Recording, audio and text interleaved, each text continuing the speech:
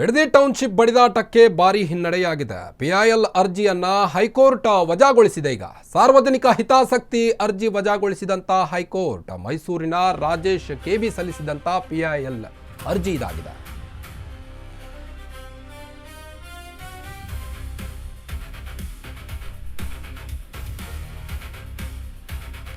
Bidadi township ಬಡಿದಾಟಕ್ಕೆ ಭಾರಿ ಹಿನ್ನಡೆಯಾಗಿದೆ. ಈಗ ಹೈಕೋರ್ಟ್ನಲ್ಲಿಂದು ಬಿಡದಿ ಟೌನ್ಶಿಪ್ ಭವಿಷ್ಯ ರಿಲೀಸ್ ಆಗಿದ್ದು, ಬಿಡದಿ ಟೌನ್ಶಿಪ್ ಪ್ರಶ್ನಿಸಿ ಹೈಕೋರ್ಟ್ಗೆ ಪಿಐಎಲ್ ಅನ್ನು ಸಲ್ಲಿಸಲಾಗಿತ್ತು. ಮುಖ್ಯ ನ್ಯಾಯಮೂರ್ತಿಗಳ ಪೀಠದಲ್ಲಿ ಪಿಐಎಲ್ ವಿಚಾರಣೆ ನಡೆಸಲಾಗ್ತಾ ಇತ್ತು.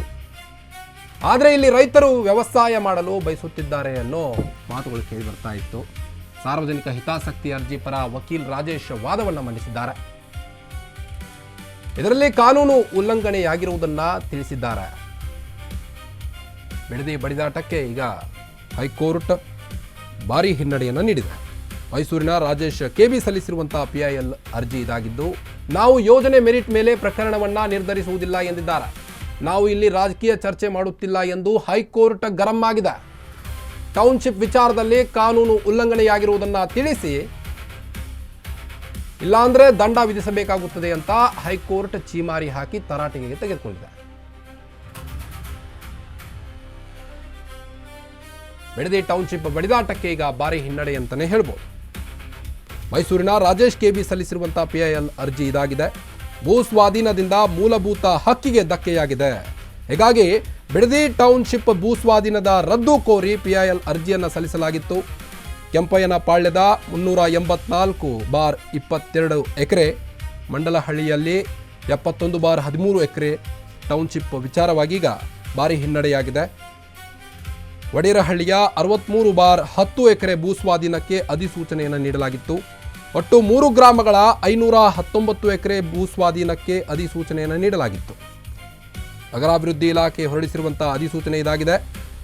ನ್ಯಾಯಮೂರ್ತಿ ಕೆಎಸ್ ಹೇಮಲೇಖ ಅವರ ನೇತೃತ್ವದಲ್ಲಿ ಪಿಐಎಲ್ ವಿಚಾರಣೆ ನಡೆಸಲಾಗಿತ್ತು. ಎಂದು ಬಿಡದಿ ಟೌನ್ಶಿಪ್ ನಿರ್ಮಾಣ ವಿಚಾರ ಹೈಕೋರ್ಟ್ನಲ್ಲಿಂದು ಭಾರಿ ನಿರ್ಧಾರವಾಗಿದೆ. ನಾವು ಇಲ್ಲಿ ರಾಜಕೀಯ ಚರ್ಚೆ ಮಾಡುತ್ತಿಲ್ಲ ಅಂತ ಹೈಕೋರ್ಟ್ ಒಂದು ಕಡೆ ಗರಂ ಆಗಿದೆ. ಟೌನ್ಶಿಪ್ ವಿಚಾರದಲ್ಲಿ ಕಾನೂನು ಉಲ್ಲಂಘನೆಯಾಗಿರುವುದನ್ನು ತಿಳಿಸಿ ಅಂತ ಹೈಕೋರ್ಟ್ ಗರಂ ಆಗಿದೆ. ಈಗ ಇಲ್ಲಾಂದ್ರೆ ದಂಡ ವಿಧಿಸಬೇಕಾಗುತ್ತದೆ ಅಂತ ಹೈಕೋರ್ಟ್ ತರಾಟೆಗೆ ತೆಗೆದುಕೊಂಡಿದೆ. ಬಿಡದಿ ಟೌನ್ಶಿಪ್ ಬಡಿದಾಟಕ್ಕೆ ಭಾರಿ ಹಿನ್ನಡೆ. ಈಗ ಹೈಕೋರ್ಟ್ನಲ್ಲಿಂದು ಬಿಡದಿ ಟೌನ್ಶಿಪ್ ಭವಿಷ್ಯ ರಿಲೀಸ್ ಆಗಿದೆ. ಬಿಡದಿ ಟೌನ್ಶಿಪ್ ಅನ್ನು ಪ್ರಶ್ನಿಸಿ ಹೈಕೋರ್ಟ್ಗೆ ಪಿಐಎಲ್ ಅರ್ಜಿ ಸಲ್ಲಿಸಲಾಗಿತ್ತು.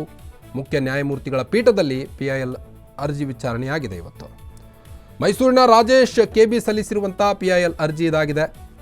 ಭೂ ಸ್ವಾಧೀನದಿಂದ ಮೂಲಭೂತ ಹಕ್ಕಿಗೆ ಧಕ್ಕೆಯಾಗಿದೆ ಅಂತ ಅರ್ಜಿ ಸಲ್ಲಿಸಿದ್ರು.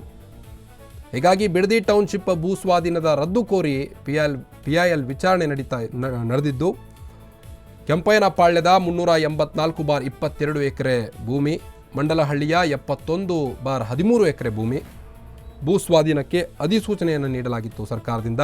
ಒಟ್ಟು 3 ಗ್ರಾಮಗಳ 519 ಎಕರೆ ಸ್ವಾಧೀನಕ್ಕೆ ಅಧಿಸೂಚನೆಯನ್ನು ನೀಡಲಾಗಿತ್ತು.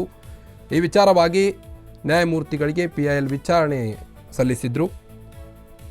ನಗರಾಭಿವೃದ್ಧಿ ಇಲಾಖೆ ಹೊರಡಿಸಿರುವಂಥ ಅಧಿಸೂಚನೆ ಇದಾಗಿದೆ.